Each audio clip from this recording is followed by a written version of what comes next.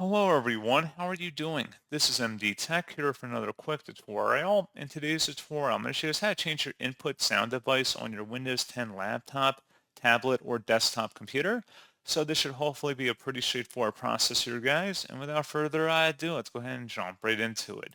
So all you have to do is open up the search menu, and you want to type in settings. Best result should come back with settings. Go ahead and open that up. And now you want to select the system tile.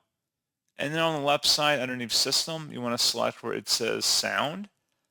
And then on the right side underneath input, choose your input device. Click the drop down and select your appropriate microphone or input device you want to select as your main microphone device, I guess. And then that's pretty much all you have to do at this point, and you should see it showing up down here with the little sound bars indicating that it's working properly. So pretty straightforward process on that, guys, and as always, thank you for watching. I do hope that was able to help you out, and I do look forward to catching you all in the next tutorial.